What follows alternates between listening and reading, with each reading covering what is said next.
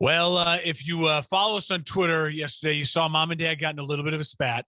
It happens occasionally. It happens on the show. I mean, we made it through, almost an entire season, really, of minimal controversy. So we got to give our followers something here. Sometimes you have a gentleman's disagreement on things, and I don't know if it's a disagreement. What started is you congratulated Mr. TJ Watt, your guy, your Superman, on his record-breaking season, correct? Correct. Absolutely. Yes. Did he tie it or he break the record? Well, he tied it. He did tie it because initially he was credited with a sack in the first quarter, but then they ended up overturning it and saying it wasn't a sack because it was a botched snap. So do you agree with the fact that it's a tie and not a record break at 22 and a half with Michael Strahan? I think so. Yeah, because I think they have an argument there. Because the snap hit the center first. If it was Tyler Huntley that botched it, I would have an issue with just because the quarterback dropped the snap, it's still a passing play. But I think because it hit the center immediately, it's just an instant fumble type of thing. Gotcha. But yeah, so he tied the record. Gotcha. Yeah. So I'll say this: if you missed it on Twitter, Dan congratulates him and said, and did it all within how many games? Like he only played. That was his 15th game. He's played 15 games this regular season. So he played 15 games out of the 18 regular season games, but again, out of the 17 games possible. So he did it. And then you could argue he did it in the parameters of what Michael Strahan did in a 16-game season because he only played, so-and-so games. Do we know how many games Michael Strahan played? He played 16. So TJ Watt did it in fewer games played. Fewer games played, which I think is interesting. So, I'm more of a cynic with stuff like this. And my point is, I just like context to everything. I just think I was never a fan of the 17-game season. I'm a person who's a fan of less is more. If you listen to my Saturday morning show, I am the king of raging against playoff expansion in college football playoff. Tonight, national championship game, Bama versus Georgia. I'm very anti going to 8 teams, going to 12 teams, especially when you watch what a Georgia does to Michigan and an Alabama does to when they let the little guy in Cincinnati. How many times do I have to watch Notre Dame be embarrassed by the SEC over and over and over again in a college football playoff? I digress.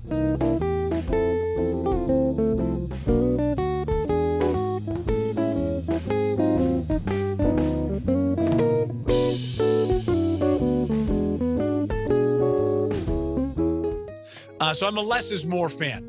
So I'm one of those people who says, I think there's not, I use the term asterisk on Twitter, and I think that's what triggered you, and you rightfully so. It did. Yeah. Rightfully triggered you because it's not, I shouldn't use the word asterisk. I just think that there should be in the record books, and the NFL keeps it, saying, hey, in a 17-game season, this are now the new records. In a 16-game season, close the chapter on it. You didn't break the record. He set the record for, in a 17-game NFL season, how many sacks. Michael Strahan has the record for, in a 16-game NFL season, how many sacks. So people would argue, well, it's about games played. But I would argue when you have that extra game tacked on, it allows people a chance to rest in certain times of the year during other games that they may not be allowed to. It creates a whole different dynamic. Some people, like a Derrick Henry, almost came back yesterday and played. They didn't end up bringing him back and activating him to the roster. But because you have that extra game, it does allow for people to have extra time to get healthy, to do some of these things to allow the record to be broken. Or if you're healthy the whole season, you play 17 games and you break records. I just think there needs to be that context, the asterisks about the records played. And I think part of it is NFL is so weird because the NFL is not really a record sport. You know what I mean? We never sit here and argue about, we all can list how many, home runs people have and things like that. Baseball is a stat sport. Even basketball is more of a stat sport with points and MJ and LeBron and those debates. Yeah, and 3-point percentage, all that stuff. Yeah, football is more about how many Super Bowls do you have. Yeah. And so it's a weird thing. I just think in the NFL, if we're going to add games, and eventually we're going to get to 18 games, I like the context in it. They try to blow up on social media like, oh, look, this guy broke a record. This guy broke a record. It's like, okay, well, Kyle Pitts broke Mike Ditka's record for receiving yards as a tight end in a rookie season. Mike Ditka did it in 12 games in the 60s when they didn't pass the ball. You know what I mean? Like, and he had that record from then until now. So it's like, I just like context when I talk I'm fine with context, but like, how would you propose it's written then? Like, would you have separate record books then, like entirely? Like, I would just have, like, I would say based like, on games. So I would say yes. When you list it, not separate record books, but I would have you list it. Michael Strahan, TJ Watt tied like 1-1 sacks in a season. Next to Strahan's, it'll be a 16 game season. Next to TJ Watt in the modern 17 game NFL season. You know what I mean? See, so this is where we branch off, because I agree with context mattering. Like, I think the Kyle Pitts Ditka example is the most egregious of it, where you're like, look, 5 different games to get to that point. And in a passing league now. Right. A lot has changed. A context does matter, but in terms of, like, that's where I think that you can go down a long rabbit hole with the context. For instance, a 14 game season, say someone, OJ's, 2,100 yard season or whatever, right? In 14 games, you'd have to look back. What if someone broke that record in a 16 game season, but OJ played in 5 overtimes that year? So an extra game in a quarter, whereas the other person broke it in 16 games and never played overtime. That, to me, that matters. If you play 4 full overtimes, that's 1 extra game worth of play. There That's are a other great contexts mattering, right? Like, where, okay, well, yeah, I broke my record, but I was playing with, Trent Dilfer as my quarterback, and you broke the receiving record with Tom Brady as your quarterback. How is that fair? So I agree context matters, and I think that's where that is up to the beholder, the fans, to be the jurisdiction of that, to be the people that point that out, and for the media to point that out. So to your point where like everyone's talking about broken record, I think it's fair for like someone like an ESPN or FL Network to make a point of this was done in such and such games. But I think with the TJ Watt thing that gets me fired up a little bit is that he did it in 15 games played. And to your point about the injuries, that's all well and good, but that's why I revert back to like, we'd have to go back and see if how many overtimes Strahan played in that year. It's valid. I think, and TJ really didn't play 15 games. He played about 13 because he left at halftime for like 3 different games this year as well. So he's to a me, big injury-prone baby, but yes, you can say what you want about the guy's groin. He can never stay healthy. His groin, we need to calm down in his off-season groin workouts. Yeah. Needs to get the massages done. Well, maybe less attention down to the groin area. Just give it a rest, TJ. But that's why, like, to me, I think in context, I think it's more impressive to me in context. He did it in 15 games played and really having left, 3 of those games at halftime. To me, that's more impressive. And Strahan got the benefit of Brett Favre's kneel down, essentially. He did. So, I will say this. All of those things, though. You bring up a great point, because then I can go down the barrel and say, well, wait a minute. How many pass attempts did TJ Watt face versus how many pass attempts did Michael Strahan face in the modern NFL? So that is one of these things why it's like, I get it. I think it's cool when records get broken. I think records are meant to be broken. I'm not one of those guys who's like, I'm pro the steroid era baseball guys getting in the Hall of Fame, but just give me the context. TJ Watt had 22 and a half sacks in this year, and in that year, it is a 17-game season. Then it lets the person. But does games played not factor in? Should games played at least factor into that? Too? And that's fine too. 15 games played in a 17-game season. I think I'd be fine with that. I'm okay giving that level of context. But what it does is, if you just write TJ Watt 2021, 2022, 22 and a half sacks, Michael Strahan 2008, whenever he did it, 22 and a half sacks. That if you're a person who doesn't know football, or you're new to football, or it's 30 years from now, you don't get any context to that. I'm just saying the record books in the NFL, if the game keeps changing and evolving like it has, you know what I mean? Just like I'm pro letting Barry Bonds in the Hall of Fame, but put next to it, Barry Bonds had, is accused of this, and this. So you know what I mean? Like, that's fine. Just give us the context.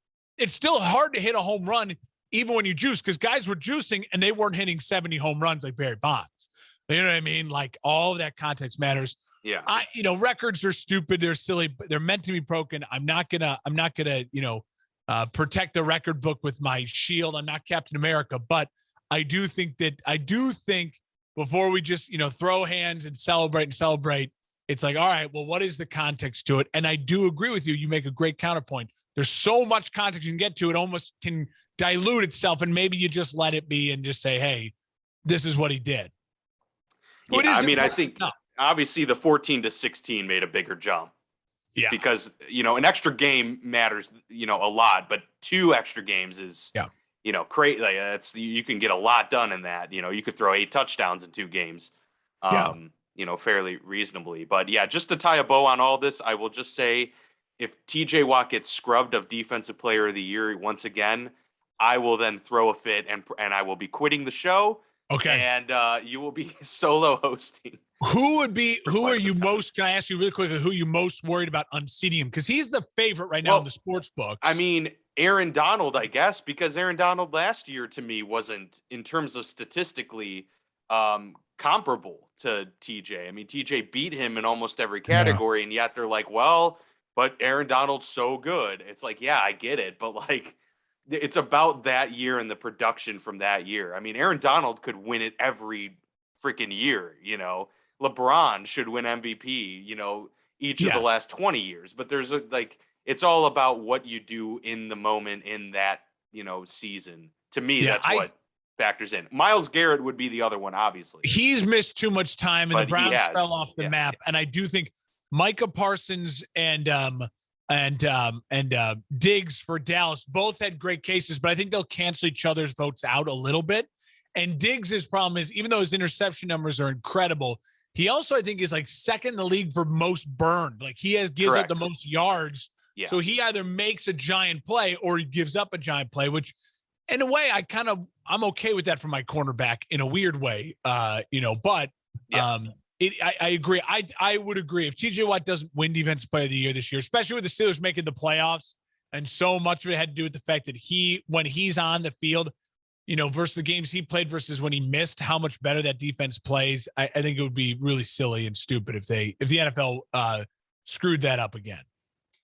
Yeah, Parsons is shoo-in for defensive rookie of the year, no question. But I don't know how many games he won single-handedly this year.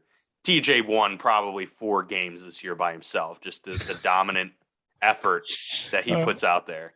I tell you, if this team didn't have TJ Watt, there's no question we would be below 500. If you're listening on the podcast, it's fine. But if you're on the YouTube channel, show us your TJ Watt tattoo. Come on, show it to us. Yeah, no, I still got to work on that. The TJ Watt wrecking just crew under his left nipple. Just under his left nipple. Yeah. Insane. How do you segue from nipples into head coach firings? Well, but we're gonna figure out a way. Urban Meyer, that's the way to do it. Yeah, so quite a few vacancies. Obviously, Urban Meyer was the first to go. He's the only coach that was fired during the season, Mark. Yep. But now, today, obviously being the Black Monday. We've got quite a few. The Broncos announcing that they're moving off of Vic Fangio. Mm-hmm. I don't think any of us are super surprised by it. I would say that, I was a little bit, on the fence in terms of whether or not I thought they were going to fire him. Dolphins firing Brian Flores. I think we'll have a lot to say about that. That caught me off guard entirely. Yeah. Vikings fire Mike Zimmer. I think we all saw that coming. The Bears fire Matt Nagy and Ryan Pace.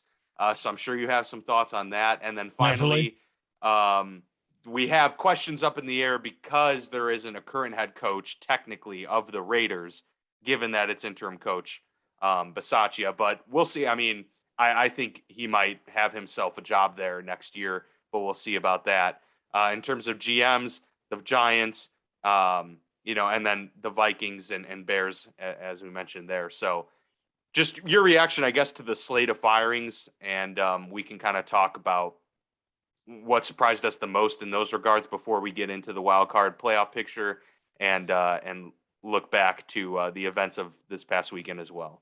Well, obviously, I think when it started with Vic Fangio, I think Fangio is the type of guy that any defensive coordinator job he wants in the league, he can get. I mean, and I think Vic Fangio also deserves some head coaching interviews. I think Vic Fangio ran a really good organization. Listen, the AFC West is hard, and it's really hard when you don't have a quarterback. And they just could not get enough. And I think Vic Fangio, he got criticized for like kind of coaching scared, kicking field goals, maybe not being aggressive enough. But listen, when you trust your defense and he's a defensive guy, that's in his blood. I'm comfortable with some of those decisions made.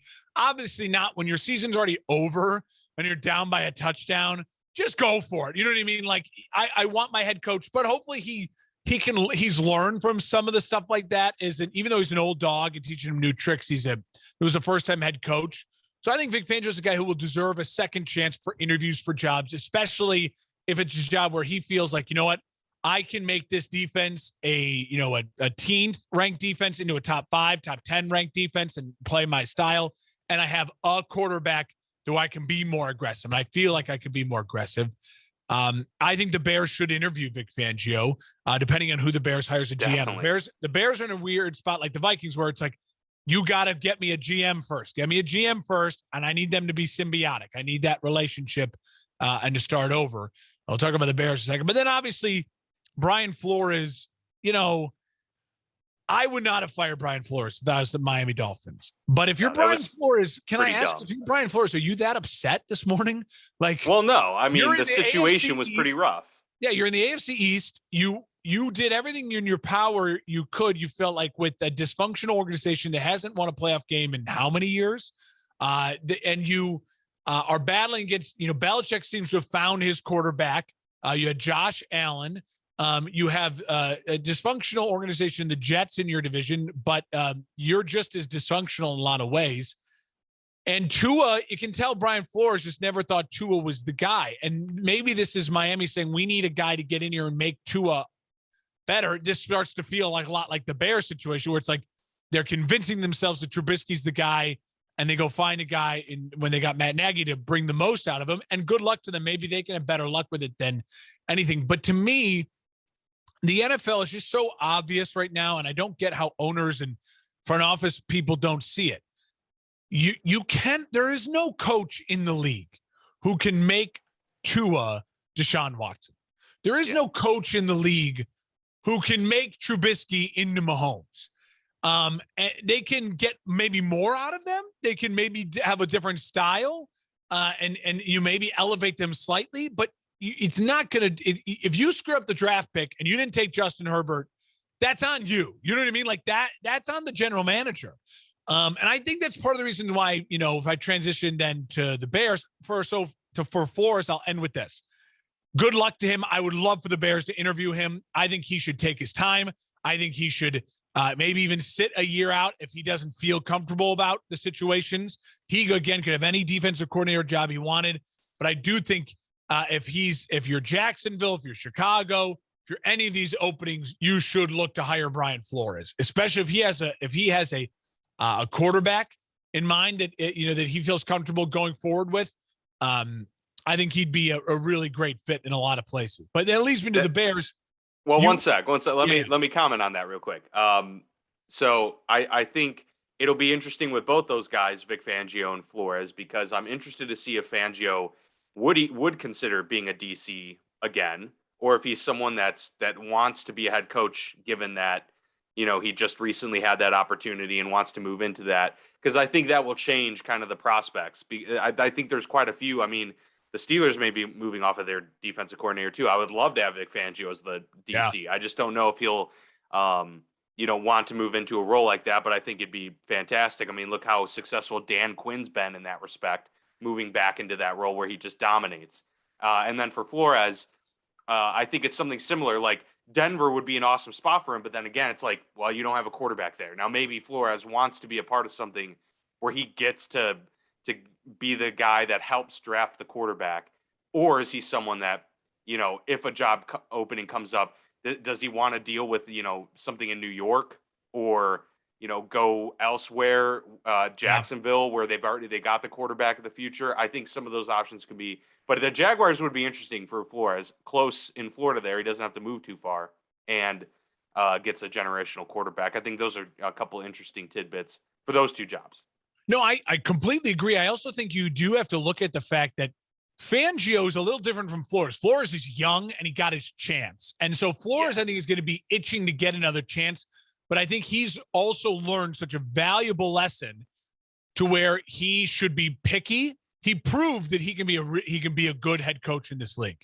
But he also learned if you don't have a quarterback, it doesn't really bleeping matter. It just doesn't. And you don't want to be with another dysfunctional organization. So if you're Flores, I'd be wary of Denver. I'd be wary of Chicago. I'd be wary of a New York Giants job if it opens up. You'd be wary of these teams that have shown dysfunction over the last decade and don't have a proven quarterback. And for Fangio, I think he's different because he was a lifelong defensive coordinator. And I think he was very happy as a defensive coordinator and very, very successful. He wanted a chance to prove it. I think he got a chance to prove he could be a quality head coach in this league. But I think Fangio at the point of his life is also like, listen, I don't know if I need this hassle. If a job for Fangio, really opened up where it's like, hey, you can come in and build a culture like a Jacksonville and be like, this is a football guy who's an NFL lifer. Like the locker room in Jacksonville and what they would experience with Fangio versus what they experience with Urban, I'm sure will be worldly different, like otherworldly different. So he may take an opportunity like that. But I could also see him just be like, screw this. I just want to go back to being coaching defense. Get me to Chicago. Get me to Pittsburgh. Get me to Baltimore. Get me back to a city that cares about defense that I can be Vic Fangio, the defensive coordinator, whiz. And then for the Vikings and the Bears, I think they're in very similar spots. You've got to get the GM first, and the GM, you have to then trust them to make that decision with hiring their new head coach. One of the reasons why the Bears, I don't know as well with the Vikings and Zimmer and his relationship with the GM, but one of the reasons why the Bears, it was so obvious to me, and I think to you and others, that Pace and Nagy had to go together, is even though the Pace had a lot of home runs. I mean, he got Khalil Mack there. Khalil Mack has been a success in Chicago overall. He is a great player. If you have a chance to get a great player, they gave up just as much as the Seahawks gave up for Jamal Adams. Jamal Adams is a good player who's really good at one thing, but he's not a great player like Khalil Mack is, who you can build your whole defense around. Ryan Pace did a couple other things really good, finding the Darnell Moonies. He gave Allen Robinson the chance after the torn ACL. That showed that he was worth it in all those moves. And for every one of those good moves, though, he has multiple moves that just make zero sense. The Jimmy Graham signing makes zero sense that you miss out on a prospect like a Kittle and you go with the kid from the Division I AA, Adam Shaheen, who's baby Gronk, and you miss on that pick. Yeah. It makes zero sense that you sign Tariq Cohen dealing with an injury to this big contract when you can prove to yourself that you can go out and find a Khalil Herbert in the 6th round for no money. And he's been a great running back for you, third down, and when Montgomery was injured for 2 games. So there was never enough of, like, for every one really good move he made 2 or 3 absolutely dumb moves.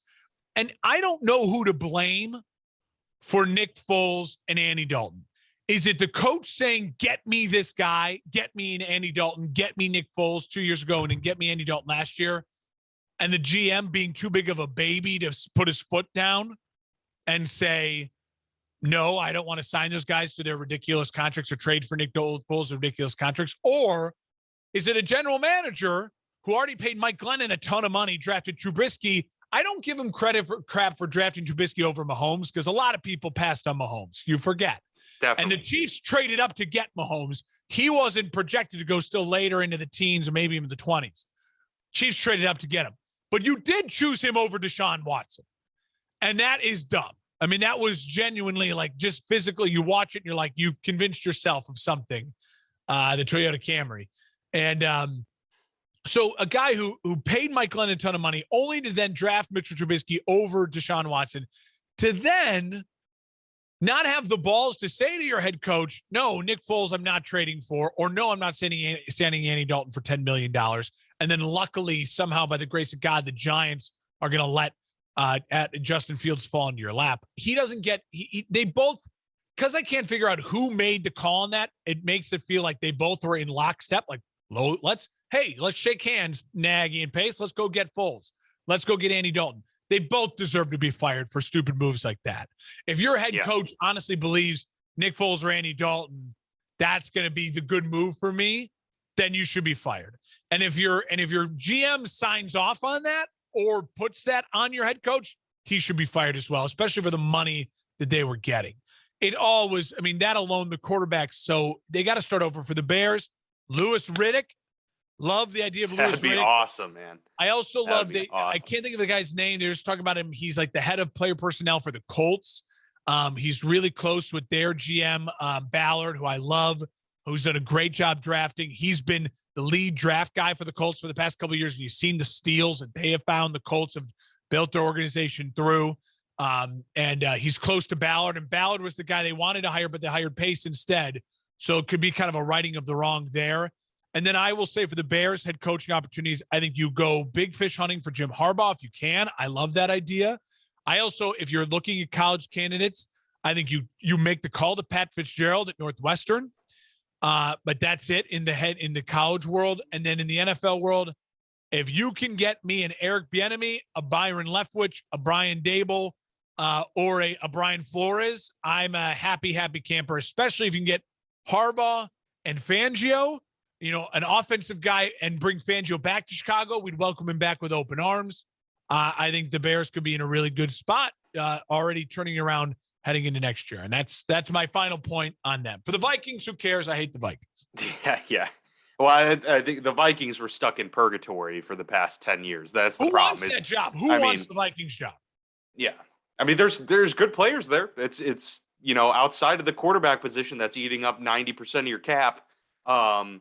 There's intriguing options there. You at least get to play in a dome, but at the end of the day, it's Aaron Rodgers' division, and that's not enticing to go into immediately. But I will say with the Bears thing, especially, is you got to remind yourself too that while it's easy to just poke fun at the ever rotating carousel of coaches and GMs, that doesn't mean that it's just another one in that installment. A lot of people are quick. I've seen on social media, while a lot of people wanted Nagy and Pace gone, there's also a lot of people who are saying, oh, here we go again. It's just the same thing over and over, where we're just going to fire, clean house, and then bring in more dysfunction. But the thing is, sometimes when you have a organization that's been getting it wrong, it is a dart throwing game a lot of times. Yep. So the more we've thrown the darts on these guys, and you've seen the product that you've gotten. Yes, you've gotten some playoff wins and or playoff appearances out of it, and divisions. But what is the standard? And so you're constantly chasing things like that. Even great organizations who are constantly chasing Super Bowls, it's hard to get there. It's hard to find, and it's the same thing with head coaches and GMs. Yeah. They're hard to find. Listen, the Bears made a mistake firing Lovie Smith after that 10-6 record. Yeah. They tried to go uber modern with Mark Trestman. To the Bears' credit, they realized quickly by year 3 this was really quickly disaster. Let's not give him a fourth year, get rid of. They bring it. They then over course corrected the wrong way back to a dying version of the NFL with John Fox, who only had success because of Peyton Manning being his quarterback and a really stingy defensive personnel. And he got the Panthers to the Super Bowl, but in the moment, John Fox is no longer the right hire. You know what I mean? He was good career, and he had when the NFL was the Lovie Smith NFL, you want a John Fox. Absolutely correct. It's a different NFL. And to the Bears' credit, they course corrected quickly while being respectful as well. The problem with and the Bears gave Matt Nagy 4 years. And the problem is Matt Nagy, again, we said it going into the season, and Ryan Pace, they had a chance to keep their jobs. All they had to do to prove to the organization was that we are the guys to build Justin Fields up. And all they did was spend time building up Andy Dalton. And then when Justin Fields gets to play, their playbook bleeping sucks. And then it leads to, like I've said on the show many times, the errors that Ryan Pace has made. When your playbook sucks and your players can't make the playbook good because your playbook sucks, and you heard many players now coming out and saying like, well, I'm not the one calling plays. And you can just see with your eyes how bad the playbook is. Then it makes the holes that the coach was given by your bad GM moves even more apparent. And then the owners, to their credit, and the McCaskey said, we have got to try again and start over. And I'm okay with that. You weren't going to squeeze any more juice out of Matt Nagy. I couldn't listen to the whys anymore. Yeah. No, I mean, it's put up or shut up at some point, right? And that's, just where you get that. So what would make you want to take the Vikings job? The only thing that would make me want to take the Viking jobs is a guarantee written that I will get to be a part of the next quarterback as soon as Kirk Cousins' contract is done. I would interview. If I was like Brian Flores, I would say to them, you can have me if you want me, but you got to promise me when we can get rid of this guy and the contract's done, we will get rid of him and we will go big game hunting for a quarterback. And I get to be a part of that process. Because I am not going to go in there. If they're going to come in and say, we want you to make Kirk Cousins, I'd be like, I'm out. I would walk out of the interview if I was head coach Kennedy. But I am not tying myself and my security to Kirk Cousins for the next 5 years, even though he's secured for, I think, another 2 years. If the organization wasn't upfront with me and my agent about, we understand Kirk Cousins is not ideal, we will begin the process of finding his replacement over the course of the next year and be in the mix for that. Then I would maybe sign up for that job. Yeah, no, I mean, like I said, Justin Jefferson, a growing offensive line, Dalvin Cook, really good pieces on defense. It's a decent job to walk into and to build with, but like it's the quarterback. It's definitely the quarterback position. So if you can find a way to move off of Kirk sooner rather than later, then let's talk. Otherwise, if he's your guy the next few years, then we're moving elsewhere. That's the text your agent has to send. If you can find a way to move off of Kirk in a year, let's talk. Yeah. Then I'm all ears. Really quickly before we move on, do you think of any other coaches are going to get fired or should be fired here? Because I think Joe Judge should be fired. I mean, Joe Judge would be the short list. I can't. Off the top of my head. There was a little bit of talk that Matt Rule was getting a meeting with the ownership. I mean, he signed a 7-year deal, was it? It was a 7-year deal. All things to me point towards him coming back for a third year. That could be wrong. We could be surprised with something at any moment. That's just the temperature of the room that I gauge from a lot of those things. Primarily because I think too is that I think they feel kind of that it's a similar situation where he's tied with Fitterer in a lot of ways, the GM. And so do they want to do a complete clean house or are they like, we'll just ride with the guys one more time? Because I think there are parts of it too, where you can't fault necessarily them going and trying to make Sam Darnold work. What I think you can fault them for is not getting insurance in the first round this past year and getting Justin Fields when he was right there at 8 for you. So that's the thing that I think is their biggest wrong. The Darnold thing, I can't blame them for. It is what it is. Like you wanted to try and make something happen.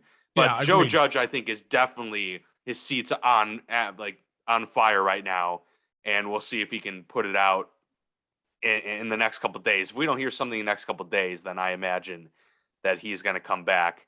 Which players I agree with you would probably be wrong. They want to come back. Players keep texting him. They want to come back. Yeah, exactly. Yeah. Even former players are like, hey, man, you should go back. We really want you back there. They got to wait. The ownership group's got to wait to see how many former players text that they're coming back to then. Wait, speaking of that, outrageous thing, did you see the Olin Kreutz story? Oh, God, dude. All right. Was it we're real quick? This could have been a bold strategy. The Olin Kreutz revealed that the Bears 3 years ago in 2018 offered him a job to be a consultant for their offensive line, which is smart. That's a smart. Yeah, that is smart. He's a great center, best center in your history, probably. Or on the short list. Should be. I think he should be in more Hall of Fame consideration. I do. Yeah.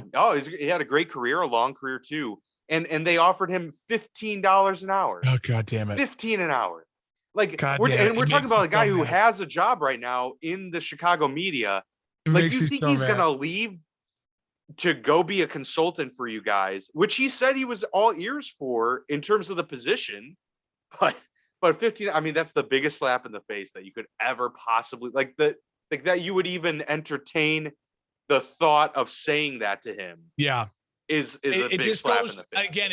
Again just goes to show you that's Ted Phillips, and that is an organization that is run by McCaskey children and Ted Phillips, who are really good with numbers and business and keeping with people, apparently. And keeping grandpa's money coming in and flowing and making beer sales and all that. They're really good at all that and marketing that.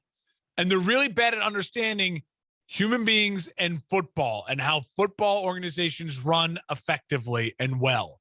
It's just, I mean, that's the least shocking and most shocking thing at the same time. It's ridiculous. All right, let's transition from the 6-11 Bears to the playoff teams. I had to throw a little bit of a shot in there, even though my Steelers got in by literally the seat of their pants, and they're probably going to get wiped out in the opening week. But I'm glad Big Ben gets to go out in a playoff game. I am too. That's kind of cool. Playoff Ben. So obviously, I mean, it was a wild game to finish at Sunday night. Like, the best game of the season came at the final game of the season. With so much on the line, obviously goes to overtime, and the Raiders decide to kick the field goal there to knock the Chargers out, put themselves in, and put the Steelers in as well. So I'm big Raiders fan, big Jaguars fan. Yeah, who beat the Colts to make that happen as well. I can't Weird believe day, it. man. I mean, to me, obviously the biggest storyline out of that whole day was just the Colts absolutely blowing it. I mean, they had the best opportunity right in front of them to just win a game against a 2-win opponent in your division and go to the playoffs. Like that, you couldn't set up a better scenario of you control your own fate, and yet they absolutely blew it. And they lost the game to the Raiders the week before. I mean, they were favored in that game by almost 10 points. Yeah, they went from the hottest team in the league, the team you don't want to play in the playoffs and everyone's scared of, to the team that didn't make the playoffs. And I'll say this: they're lucky that Sunday night game was entertaining as crazy as it was, and people are all over Brandon Staley this morning, and no one's really talking too much about the Colts as far as the national media I saw this morning. Because they deserve. If you're a Colts fan, what do you do? I mean, you'd be furious. I mean, Carson Wentz was crap. The offensive game plan was just bad. They had it's like they didn't even think all week long. And I like Frank Reich a lot. I think he's a great coach. But how do you not say to yourself, Jacksonville is going to just blitz the crap? I mean, Jacksonville, to their credit, they dominated the line of scrimmage against a great Colts offensive line. They basically said, F this, we're blitzing every play. Yeah, you're going to make Carson Wentz beat you. And Carson Wentz couldn't do it. I mean, he just was bad. It was brutal and an embarrassing loss. But it set up, a Raiders, you say the Raiders go for the field goal. The Raiders made the right choice there at the end. I mean, listen. 100%. They were in a win-win. They get in with a tie, and if they win it, they knock their opponent. The Raiders and the Chargers are divisional foes. Yeah, they're bitter rivals. You have an opportunity. You're in a win-win. And as soon as it got to overtime, and you had that chance to do field goal. You get the ball back. How do you not at least kick it? You got to try, even if it was like a 60-yarder. I would have tried, because you're in because it's a tie, or you win and you're in and you kick them out because it's a tie. And the team you're letting in, Pittsburgh, you have a 1% chance that you would face them in the AFC Championship game. You know what I mean? Like it's not and are you afraid of them? No, it's not like you have to worry about who are we letting into the playoffs. Yeah. I thought it was such a great chance for them. Obviously, the big storyline in that game is people are really hard on Brandon Staley. I mean, I think he deserves all of the criticism in the world from the LA media, the national media. The 4th and 18 from his own, for the 4th and 2 from his own 18 in the third quarter. I think it was a horrendously bad call. I don't care what the analytics say. I need to know my head coach can look at the analytics and look at the guy presenting them and saying, F you, middle finger, I'm punting the goddamn football here. Brandon Staley also deserves some criticism. We've raved about him all year long because he has a lot of great quotes. And overall, I do think he's taken the Chargers a step in the right direction.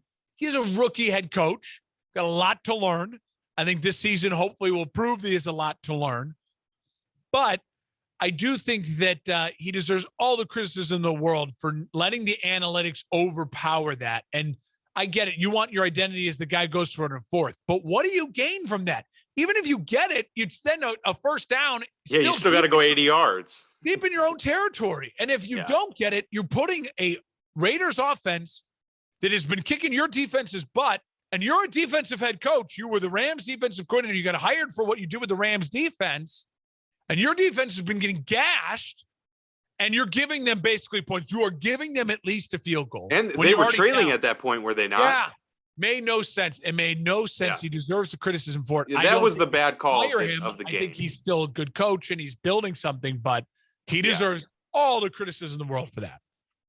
Agreed. And there's been a lot to be made, about the decision at the end of the game to take a timeout. So, setting the stage, both teams traded scores real quick at the fourth quarter. I mean, it's a wild fourth quarter in overtime. Yeah. If you guys didn't go see it, go on YouTube and just watch the last 5 minutes of the highlights, because it's spectacular. But, the Raiders had a 15-point lead comfortably, it seemed, late in the with about 7 minutes or so to go in the fourth. But, Chargers able to come back. They scored Justin twice. Herbert, to his credit. Yeah, Justin Herbert played great down the stretch. Overtime, both teams exchanged field goals, and now we're like, okay, we're getting into a territory now where both teams can kneel it out and get both to the playoffs if they both tie. But the Raiders are moving down as time's, winding down. And there's about 38 seconds left, and Brandon Staley calls a timeout. And so a lot of people are saying, and some of the Raiders players are saying, well, we were content with just running the ball out and ending the game there. But the timeout came with about 5 seconds on the play clock. So it literally didn't impact any time, the time on the clock. It didn't impact that at all. So anyone talking about how that somehow changed anything, to me, doesn't make sense. The timeout didn't change anything. If anything, Brandon Staley was taking the timeout, making sure he had his proper personnel out there and saying, well, if they're going to run it, we're not going to give them 10 yards here, because if they do get 10 yards, then maybe they'll kick the field goal and kick us out of the playoffs. So that's probably what was going through his head.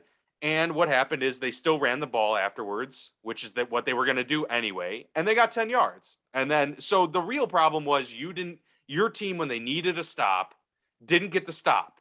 And as so a defensive they get 10 coach, yards. Your defense couldn't get a stop.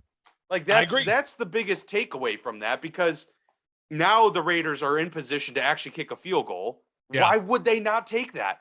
There's a 0.5% chance that it's blocked and run back. And there's a much greater percentage of them making it, knocking you out of the playoffs, and avoiding having to play the Kansas City Chiefs in week 1. Yeah. You're going to take that all day. And Carlson's been amazing all year. You have confidence. So, yeah, they kick the field goal. They win the game, get themselves in, knock the Chargers out. I will say, out of the whole playoffs, the Chargers not being in the postseason is crazy. Given all of the talent on that team, how good Herbert has been this year, they should have been a playoff team. You're going to tell me the Pittsburgh's in, but the Chargers aren't, the Colts aren't, Miami, Pittsburgh got very lucky.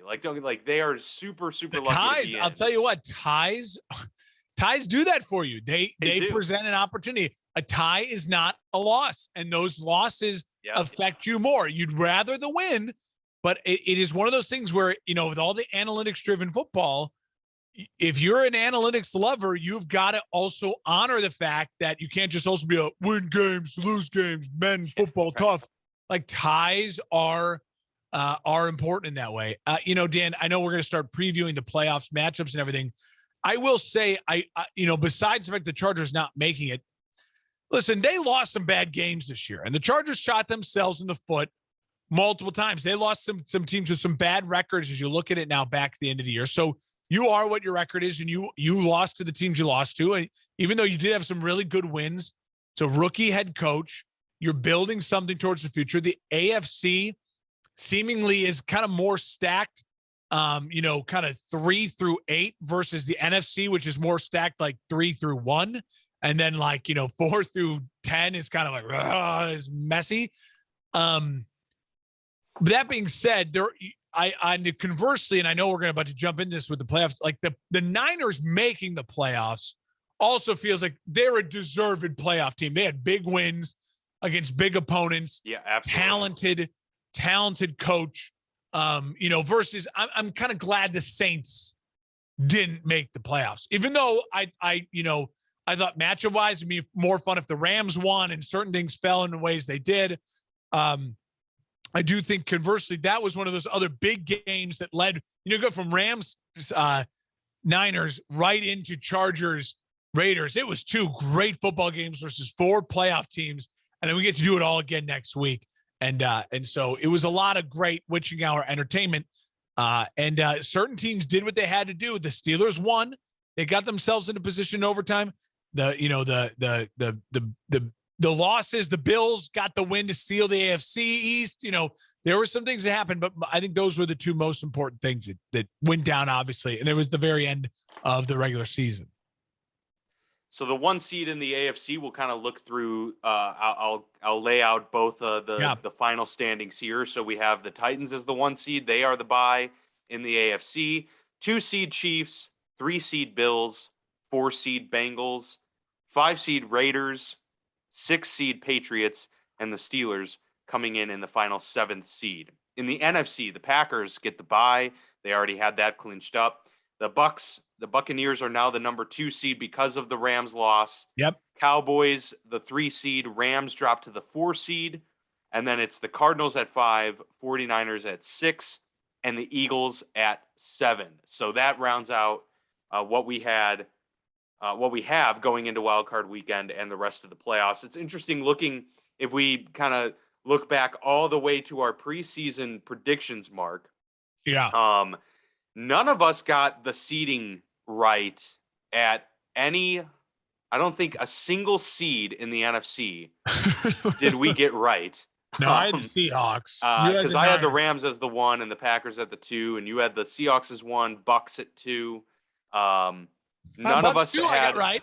I got Bucks 2 right then.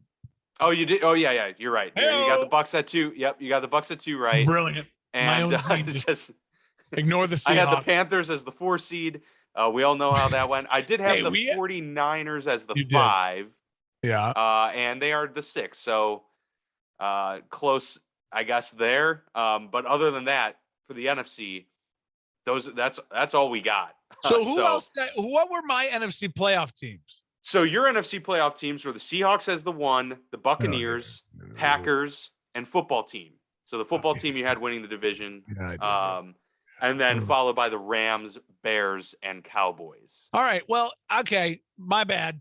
And I had Rams, Packers, Cowboys, and Panthers, which obviously is brutal. And then 49ers, Bucks, and Seahawks in the final seed there. So we both had the Seahawks winning at least 11 games, and they just they fell apart of the injury. In the AFC, it's a little bit different.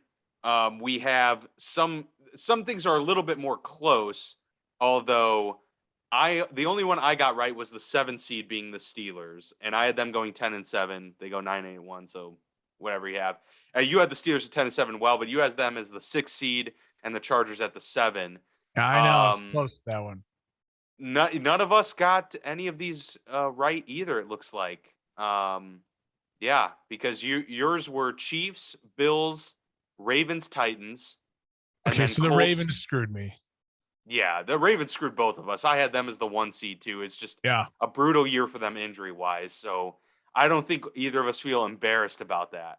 No. The Colts, Seahawks, Steelers, again, Chargers rounded out for you. Colts, Steelers, Chargers. Well, they were all in the mix. I mean, at least they were with all the there. AFC, they were on the mix. I mean, the NFC, the Seahawks injury was bad. The Panthers fell off the map. We were both.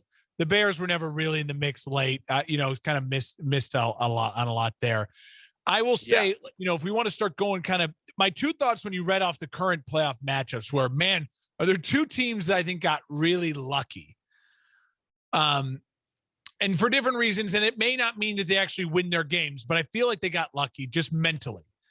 For the Bengals to sit Joe Burrow and to end up getting the Raiders, not the Patriots. Yeah, or honestly the Colts, like dealing with the offensive line of the Colts in the running game. I think that's a nice. I think the Bengals will win that game. And then I do in a weird way feel as though the Cowboys got lucky avoiding the Cardinals. I think the Cardinals, to them, either way, they felt good as long as it wasn't the Bucs. Like, I think they felt good going against Dallas or the Rams. I think they feel good about that. And I don't necessarily think that the Cowboys will beat the Niners. And I did, but I definitely didn't think the Cowboys would beat the Arizona. I think the Cowboys have a better chance against the Niners just because of Jimmy G than the Cowboys did against Arizona. Is that weird, or are you kind of agree with me there?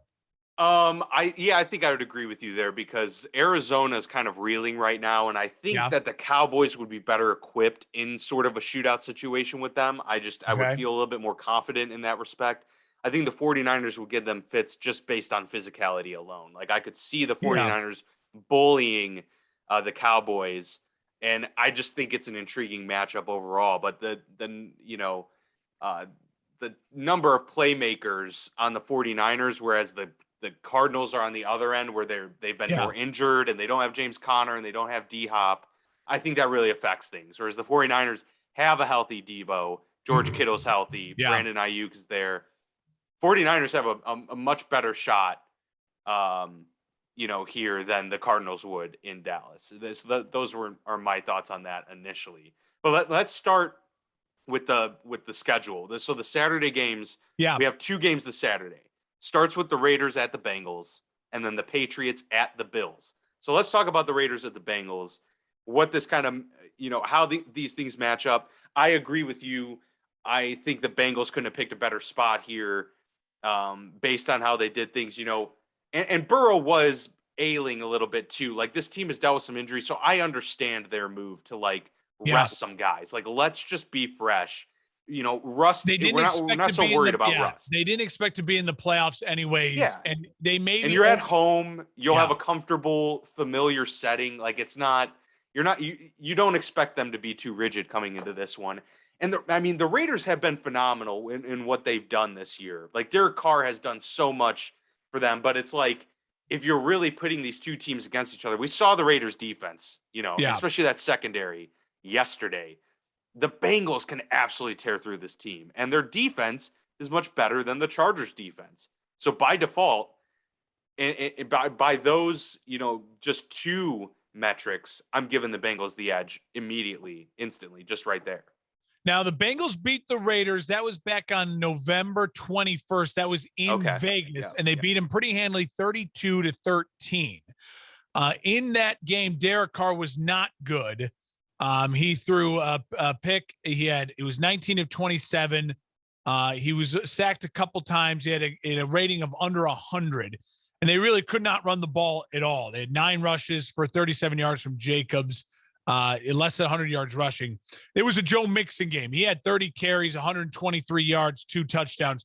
Joe Burrow was quiet but efficient, 20 of 29, 150 yards basically in a touchdown. I think Joe Burrow is playing hot football right now, well rested. I think the Raiders will come out early and maybe get up on the Bengals. I can see this game being, 10-3, 13-3 going into the second quarter. But this Bengals offense then shakes a little bit of the rust off Joe Burrow. They'll make the explosive plays at home. I think the Bengals will take care of the Raiders pretty easily. The Raiders are going to be riding on a ton of emotion, but you like the Bengals. I like the Bengals. I think they both take care of the Raiders. Yeah, so the evening game on Saturday will be the Patriots at the Bills, a highly anticipated matchup for many reasons. Obviously, it's, 2 AFC East rivals going at it. This will be the third matchup between the 2 teams and the rubber match because Patriots destroyed the Bills in that first game where it was absolutely just, brutal weather, brutal wind, and the Patriots controlled the line of scrimmage to win. But then in the rematch, the Bills took advantage of the Patriots and really let Josh Allen kind of unleash some of the skill sets, a little bit better weather there too. But, it is what it is. This one's going to be in Buffalo. I think early reports are it's going to be very cold. So big surprise. No snow, I think, as of right now that is being forecast. But regardless, both these teams have very different ways of approaching the game. I mean, we're talking about a Patriots team that's very, trench oriented versus a Bills team that's very much about stretching the field Yep. and big plays.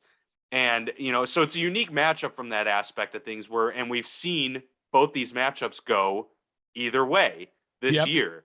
So I guess I'll just ask you, Mark, which way do you see this one going this time around? No idea. This is like the hardest. I mean, honestly, this is the hardest one. I think this is the hardest one of the wild card weekend to really put I feel confident about. I'm going to trust my gut and to say, I think that Josh Allen in the this is his 4th year in a row in the playoffs. They've improved each year, or 3rd year in a row. No, 4th year. Because, right? 3rd year in a row. This will be 3 in a row for the Bills. I'll double check. I'm pretty sure. He had that Texans game that was crazy. I think that was his rookie year. So I think this is 4th year in a row.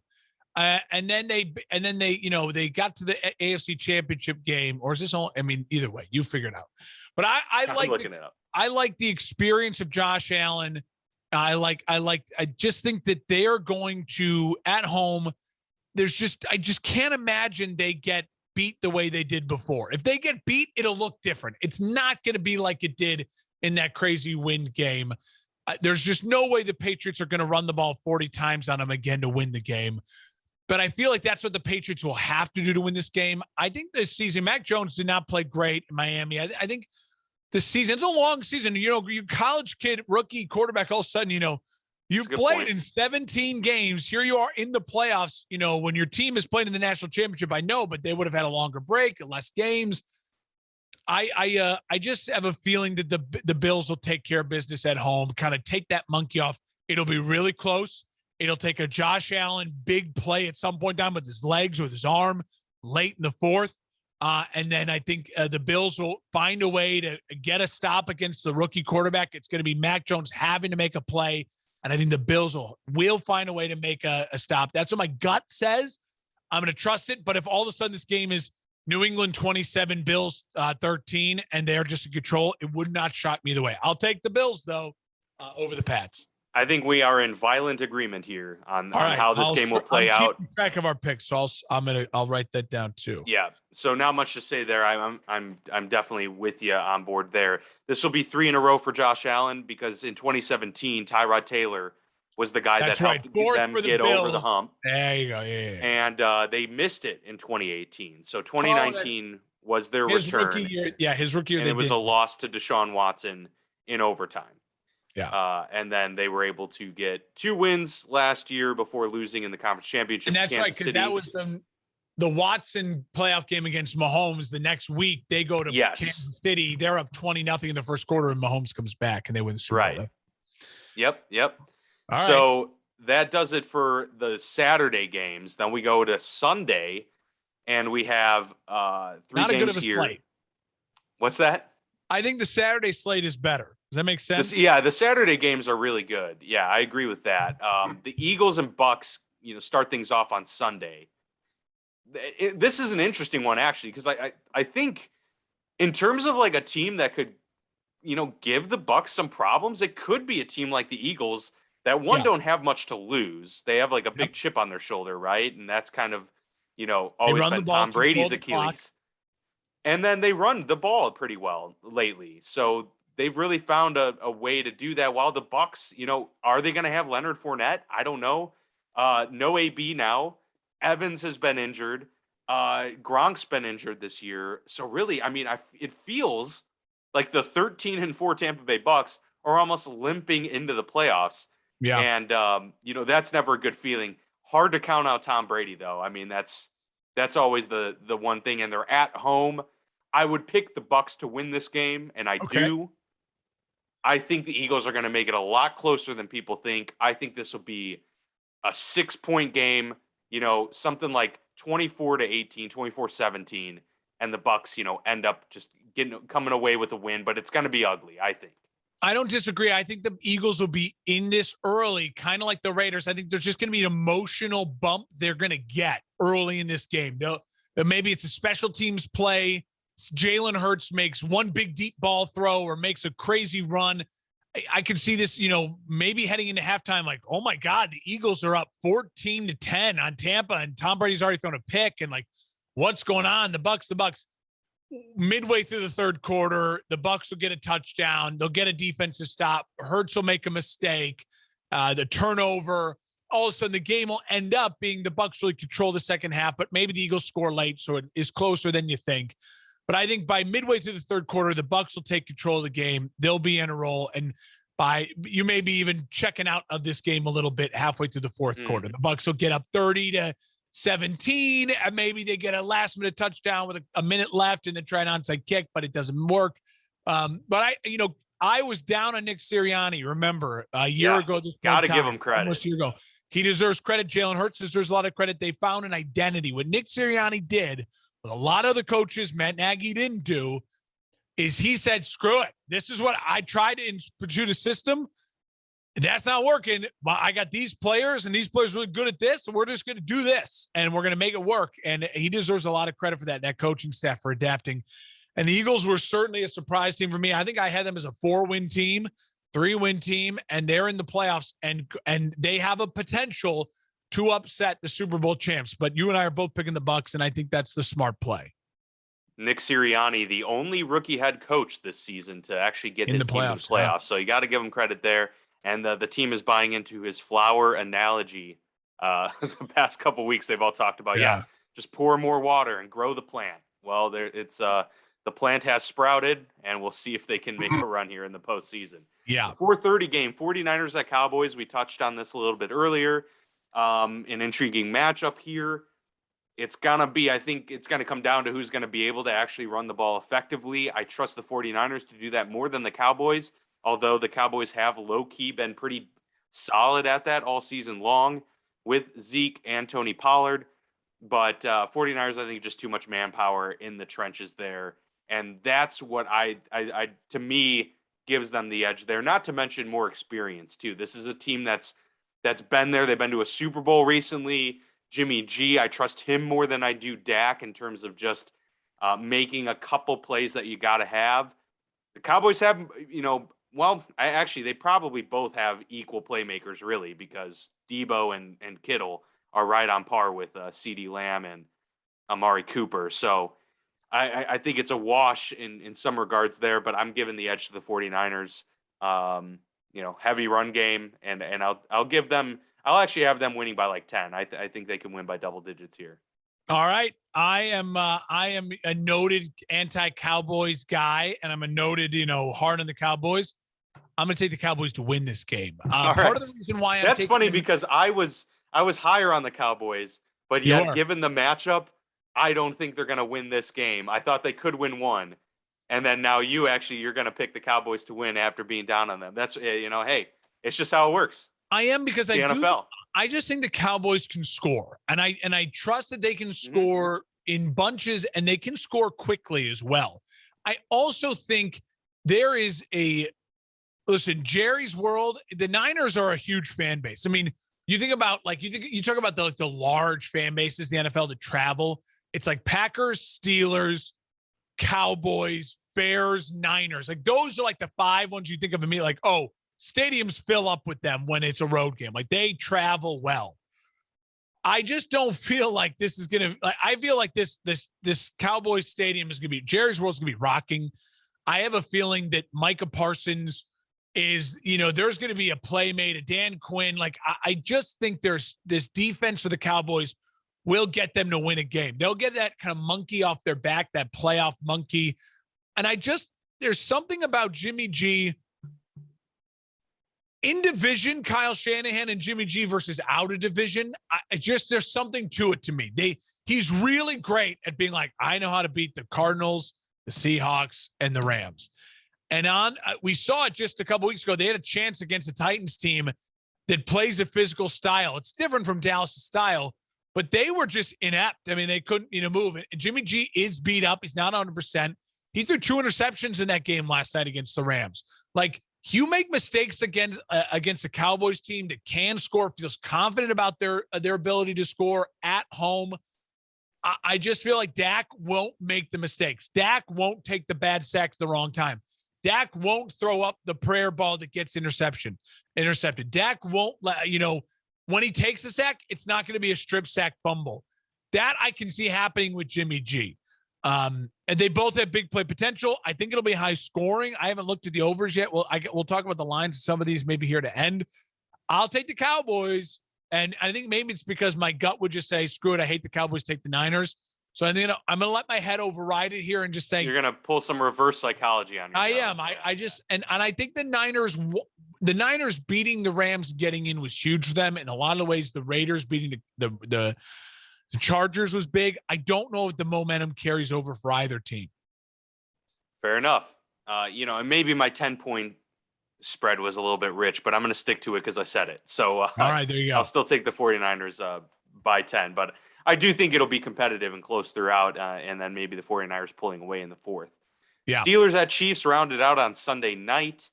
And, I was surprised they got the primetime game, but then again, it's, the Steelers draw ratings, the Chiefs draw Big ratings. Ben final game. Yeah. So in Arrowhead, and, this is a pretty recent history between the two teams as they just played a few weeks ago in which Kansas City thwarted the Steelers 36-10. So I honestly not feeling too confident going into this one. It was a 26-point game last time. Maybe they get that down to like 14. I think the Steelers do show a lot of fight in this game. I think they keep it.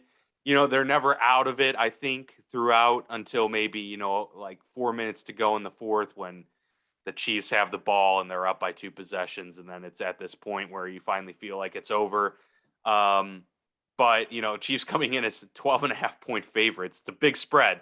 Yeah, it is. I think the Chiefs will win this game. I think they're still a good bet to get to the Super Bowl, the Chiefs. So that's what I'm going to pick. I'm going to hope the Steelers win. Obviously, I will be rooting for them, but I'm not necessarily super confident in them being able to pull off this big upset here.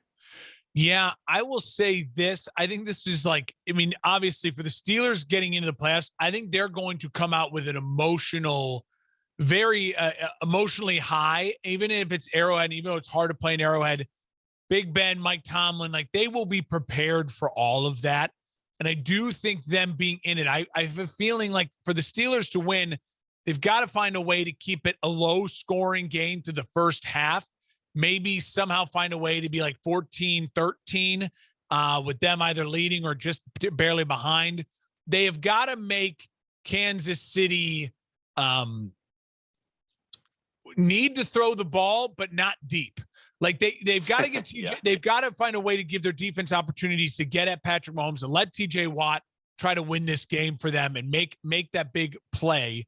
But conversely, that's also exactly how they could end up being beat like 35-10, because in a way to try to make your defense have to make a big play, it exposes your defense to big plays, and the Chiefs are the best in the world at taking advantage of being exposed for big plays.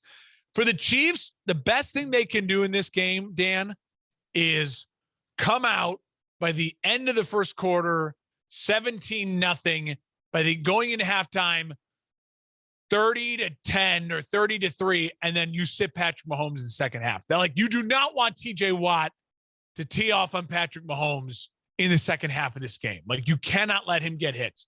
So that to me, that's the best chance. If you're the Chiefs, that's got to be your game plan. I'm Andy Reid and Eric Bieniemy. I'm all week long going, where's the hole till we can get this thing to be arresting the game for Patrick Mahomes in the second half? That's the priority. A mini bye week for Patrick Mahomes in the second half. I still think the Chiefs will win regardless.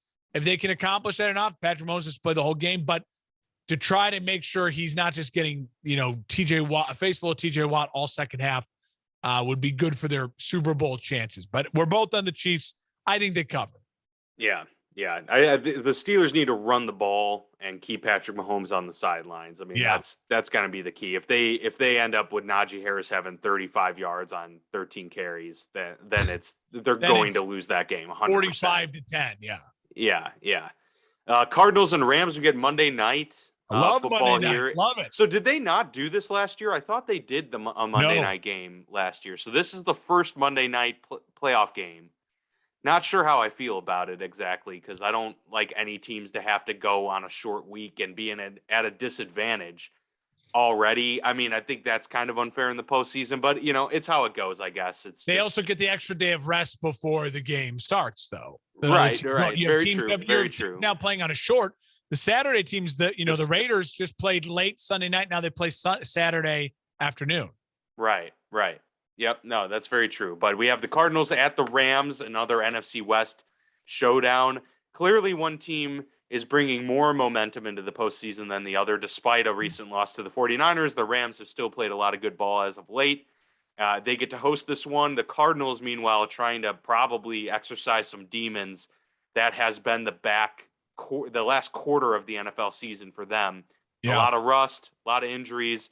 If they can get healthy and I think James Conner, if he's able to come back, I think that's going to be a huge part of this for them. But the Rams, just too much here. I think it's just too much of the Rams for the Cardinals to keep pace with, because at this point, I think both offenses are relatively equally scary, but I give the defensive edge to LA in this one, and therefore I give the Rams a victory here. They get the win at home and advance to the divisional round. Yeah, I agree with you. I think the Rams will win. My concern with the Rams is that, again, this NFC, it's divisional games. Like the fact that they're playing in division, besides what is the other hardest game to predict this weekend, Patriots, Bills, these divisional games, you just don't know what to expect. These teams know each other really, really well. There's an emotional edge to these games. I think it's going to be high scoring. I think it's going to be close. I think the Rams will have the play made, whether it's Aaron Donald, whether it's Von Miller, whether it's Jalen Ramsey. Someone in that defense for the Rams is going to make the play, and that's going to be the thing we're talking about, not next Monday, because we'll be recording before the game, unless we try to figure out maybe we do a Tuesday or something. But we're going to be – that to me is going to be the storyline. Stafford's going to play well. Kyler's going to play well. And then one of the defensive stars for the Rams will make the play, and the Rams will come out of there excited. I think the Rams have a better chance of beating the Bucs, the Cowboys, the Packers again than they do against their own division. Like, it's just one of those things. Sean McVay in division, even though they have good records, it's a struggle for them. So they'll sweat it out, but they'll take care of business on Monday night. Yeah. I think we are in large agreement here with the postseason slate for week 1. Do we want to go over spreads real quick, or do we? Well, I just think if there's something that stands out to you that you're like, listen, put some good money on that. Is there anything? I mean, I don't love the Bengals favored by 6. I would stay away from that. I don't love the Bills favored by 4. I would stay away from that. I don't love the Bucs even favored by 8.5. That was the one that I think stuck out to me, is the 8.5 for the Bucs. Because if you could get Philly plus 8.5 and the over 49 on that, even as a parlay, I think there's some money to be made there. The Niners Cowboys line at 3. What Vegas is telling you there is they think the Niners and the Cowboys are basically equal, but the Dallas is getting 3 because they're home. I think I personally would take that, since I think the 49ers win this one. I would do 49ers money line, but I still think plus 3 is enough for me to go with, and over 50.5. I mean, if you're looking for some money line value, I mean, the Cardinals are plus 170 as a money line dog. New England's plus 165. The Raiders plus 200. So if you feel really good about the Raiders, New England, or the Cardinals winning, there's money to be made there at the money lines. I love the Bengals Raiders over 49.5. I think that is a 30 to 27 type of game. 33-27. I think it's over even in the cold weather. I think the Cowboys Niners could be the over 55. That's a high 50.5. I still think it's the over on that one, though. Yeah, I think it's the under on the Chiefs and Steelers 46.5, because I think the Chiefs win like 33-10. So I don't think the Steelers are able to score enough points to help that over there. And you got to bet the over on Monday night Cardinals Rams 50.5, just because that'll be fun. You'll just be rooting for points in that game. Yeah. But we'll give out maybe later in the week. Maybe the lines will move some change, and maybe Friday or Saturday we'll put some on the Facebook page and say, hey, here's if the lines have moved or money lines or things like this, like what's the best value, make a cash in, make money bet that Dan and I like.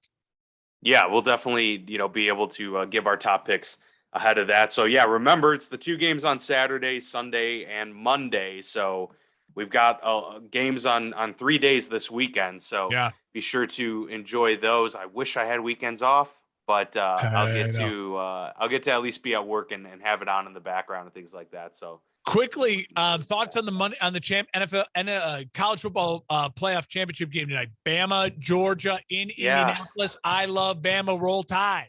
It's Bama for me too. I know Kirby Smart and company want to kind of get revenge on that. What was it, 2017 national title game? Or the recent recent regular, the SEC championship game.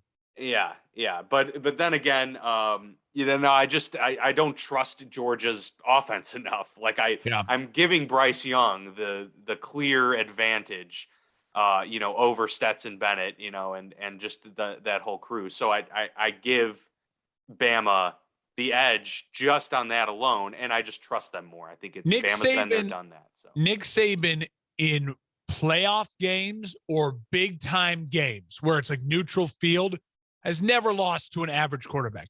Yeah, he's lost to like Trevor Lawrence. He's lost to like Deshaun Watson. You know what I mean? He's lost to Joe Burrow in that incredible run for LSU. But he does not lose to a Stetson Bennett. Yeah, he does not lose to a Stetson Bennett on a neutral field. You know what I mean? It just doesn't happen. I'm sorry, it just doesn't happen. So I'll roll with it with Bama. I also think I made a big play on my show that for the good of college football, I think Bama winning is actually for the good of college football. It allows the rest of the Big Tens, the SEC, the rest of the Big Ten, Pac-12, ACC, and Big 12 to all say, listen, we're not that far away from the SEC. Everyone is just far away from Bama. Like it allows to say, hey, if Georgia could beat Bama and Georgia's, dominates Bama, that's a bad look. Then the rest of the SEC, the whole SEC can say we're just that much better than everyone else. True. I think we all know they are, but I think at least if Bama rolls and wins easy and wins comfortably, the Big Ten, the Pac-12, the ACC can say, yeah, we're not too far away. We're not too far away from SEC. It's just, well, Bama's Bama. You can't beat Saban. You know what I mean? Yeah, it's the stereotypical trope will continue, but at least you could say they are the outlier, they are the anomaly, and that's just how it goes. Totally agree. One final thing I just want to mention, just quickly. I lost my dog Murphy yesterday, and he's R.I.P. Murphy, my sidekick, my best bud. We got to. He had a painful end of last week, but then doctors gave some medicine to make the final days really easy and calm with him before putting him down last night. And but we got to watch the Bears play one more time together. And so you cherish those moments, you appreciate it. And so everyone who's reached out said kind words, I appreciate it. And it's tough. It's hard losing the best friends, 4-legged friends are hard to say goodbye to. It's a bummer that the Bears, most of Murph's life with me was spent during the Matt Nagy era. Most of Murph's life as a dog of 13 years was spent with a lot of bad Bears football, but it's nothing you could do about that. And hopefully that things can get turned around. And I appreciate all the support, and it's tough losing a best friend, but got to go out watching some Bears football. So I'll cherish those moments for sure. Yeah, definitely. No, that was great. I'm glad you got to say something on that. Great dog. And yeah, he's been with you through a lot of different stuff too, multiple jobs, transitions, moves from the city to Quincy. So it's, hearts out to you guys. And, I'm glad Murph isn't, having to struggle at all. So no. And it's a lot of everyone who knows it, everyone who has dogs, cats, whatever pets, it. It's they're the ones that you can trust the most. They're always there for you, and always hard to say goodbye. But it's a thank you. I got to say thank you to him as well. And that to me was the most important part. For sure. Yeah, that's great. And you know, and Matt Nagy gets fired today, so at least he can rest easy, Yeah, knowing he that knows. the next chapter He knew. is upon us. I whispered into his ear as he was fading that Nagy, it's okay. Nagy's going to be gone. You don't have to worry about me yelling about Matt Nagy anymore. Good stuff. All right, everyone. Well, the playoffs are upon us, so have a great national championship tonight, and have a great weekend of wild card play. We'll see you back here next week as we get ready for the divisional round and recap all of the wild card games. So we are now in the tournament. We're in the dance and getting ready for an awesome next month of episodes here, and then we've got a packed off season ahead of us as well. But can't wait to see what these next few weeks are on the road to the Super Bowl. So stay tuned for that, and we'll see you all back here next week.